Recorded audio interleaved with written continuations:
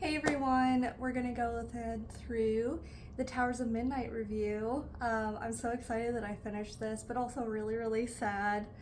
Um, I can't believe that I only have one more book left. But I'm so excited to be able to watch and Google anything I want. That's like the Holy Grail. It's so exciting. Um, so I'm gonna go ahead and get started. I did want to read this quote from Towers of Midnight. I only had one quote here, but I'm gonna try to find the other one. It is Matt's quote here, but luck worked better when you weren't looking anyway. I just love that quote. The other one I have to find, it's from Tam. Let me see, chapter 13. This one. Nobody walks a difficult path without stumbling now and then. It didn't break you when you fell.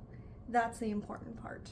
I love that quote from Tam. Oh my goodness. So I just wanted to start with that amazing quotes because I always do those at the end.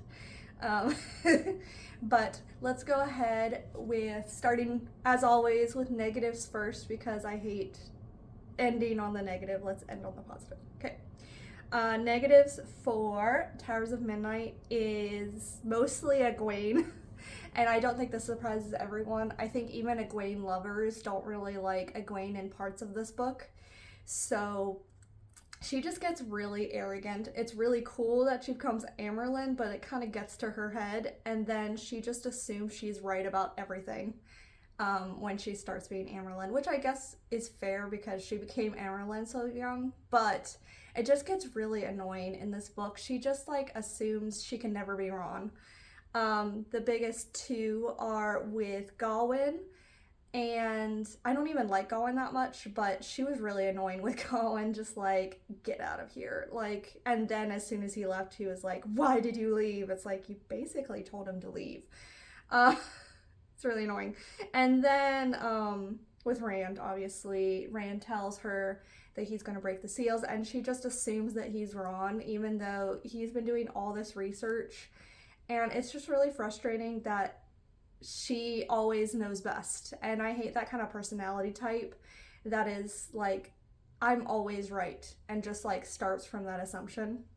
So she was really annoying in this book, which is so sad because I loved her last book. Last book was like her book. And this book, she was so annoying. So it's just like kind of sad. I'm not an Egwene hater, but I'm also like kind of indifferent like either way. She's great in some of the books, annoying in others, and this is one of her annoying books. Gawain can be annoying here too, but at least he gets a redemption arc. So I really, really liked Gawain's redemption arc, but he is annoying at the beginning of this book. My other big one for this book is the Borderlanders, and obviously this has been here for a while, but in this book we get the reason they left the Borderlands, and it's like to test to make sure Rand's the Dragon Reborn. So they left their posts where they're supposed to be with this huge army that could have saved the Borderlands just to test Rand, when they could have just like sent him a letter and asked to have an audience with him or something.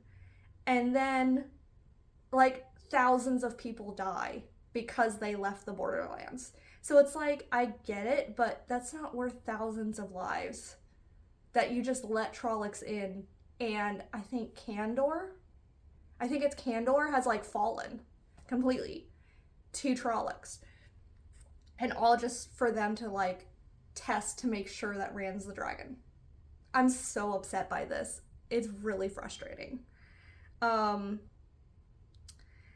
other negative is just a lot of Robert Jordan and Brandon Sanderson books are a little slow in the middle. Gathering Storm, I was incredibly impressed by that it wasn't slow in the middle, and this one kind of was. There were points where I was like, all right, I have to read Towers of Midnight. But it was only just like a couple chapters that were like that. So it wasn't too bad. It picked up pretty quick after that. But it wasn't quite as well paced. And then the Avienda stuff, it wasn't like bad, but it was really difficult to read. It was very, very depressing. I remember I didn't have a very good day that day, and then I read all the very depressing visions that Avienda gets, and it was just like, this is not the day to be reading this.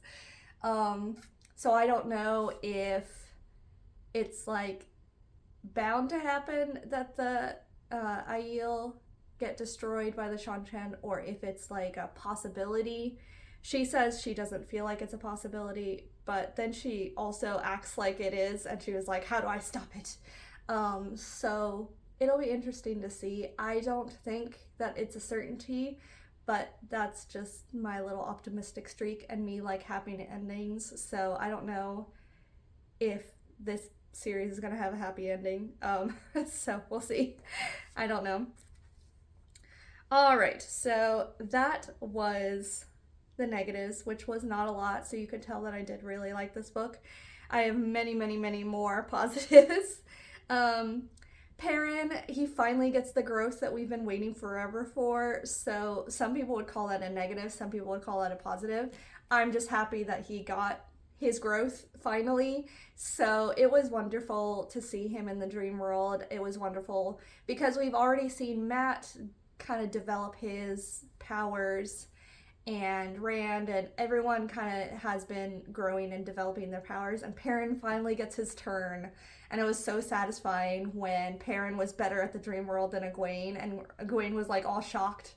That just felt so good to me because she's been really stuck up and she always thinks she's best at everything, and then Perrin like beasted her in the dream world. So I was so excited about that. That whole dream world battle was really, really fun. I loved seeing Grendel so much. That was really cool. So it was like from her not dying and then just popping up every now and then talking about her plans with Perrin, and I was all worried, and then she failed. So I don't know. It was the only thing that I think was weird is that she was so certain the ambush would work. I don't know.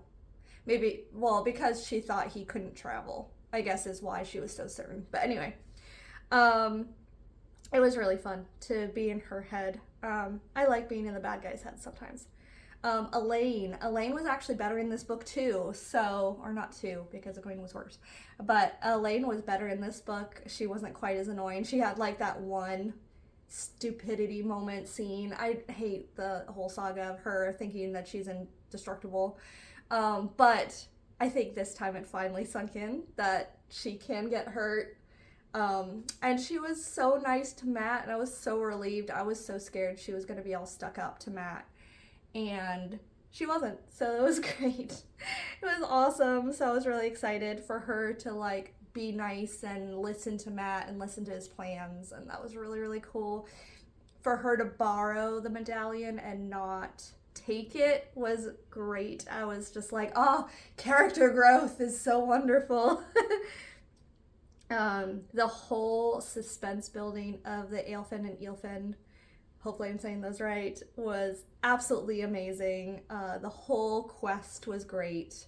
A little short in my opinion, but I will say that, and then when I finished it I was really tired. So maybe I'm wrong. Maybe if he had extended it longer I would be like, oh my gosh, it's so long.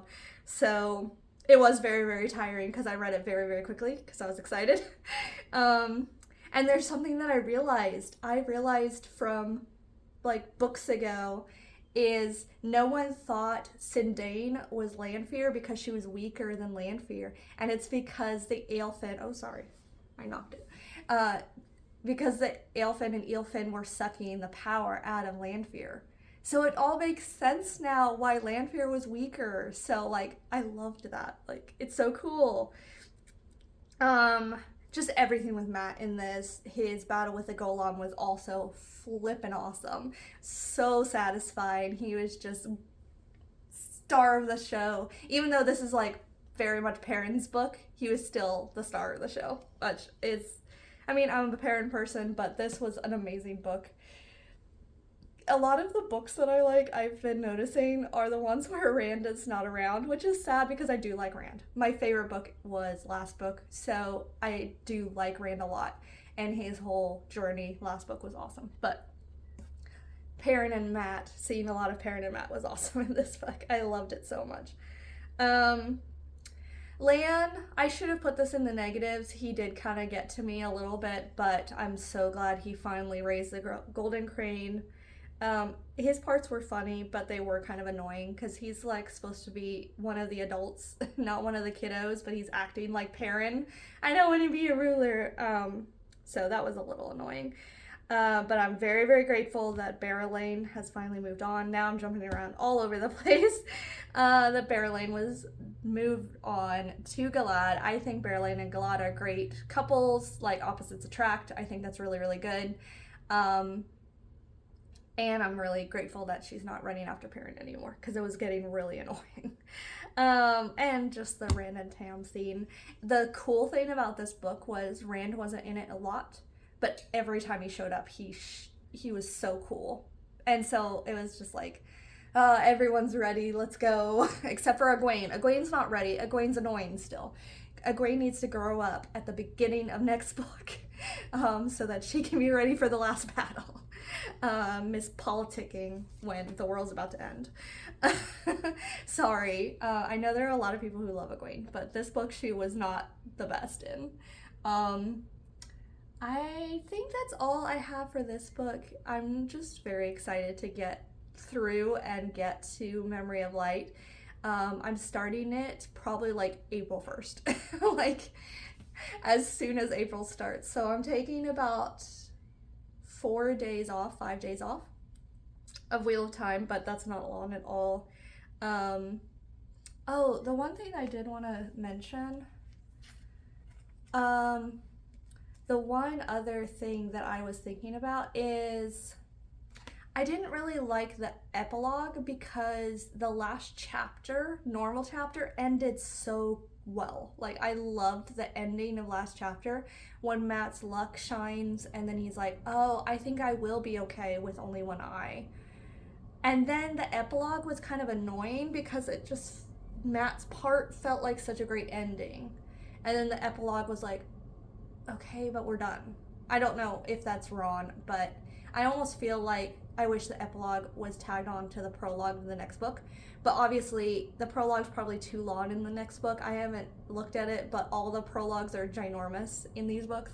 So maybe that wouldn't have worked. But it was just a little bit annoying because, like, Matt's whole perspective felt like such a great ending. And then the epilogue was like, oh yeah, we're not done. That felt so satisfying, but I still have, I don't know what it was, like 20 pages left. So that's just a little aside. I should have put it in the negatives. I just forgot to put it there. But yeah, I'm hoping to vlog through A Memory of Light because I'm just so excited to get done with this series and be able to watch videos again. So I am planning to vlog all the way through it. We'll see how it goes. I've said that in the past and then only done like 2 videos. So I really think that we should do just very short videos every time I read or every other time I read, just so that we can get all my emotional, put it on record how I feel throughout the last book, because years from now I will want to know how I felt, basically, the first time I went through this. This is why I wish that I had been writing down my predictions from the start, but I didn't love the series until book 4, so that's when I started writing down predictions. But yeah, I think I'm gonna vlog all the way through Memory of Light. I think that would be really special to like have that recorded. So yeah, I hope I'll see you there. Memory of Light video should be coming out in June, so it's still a while away because I have to read it all the way through April and all the way through May. But in June, you will see that video, which I'm very excited about. And then I'll be able to watch any video that I want and Google anything I want, which I'm very excited about. Anyway, we'll see you next time. Bye.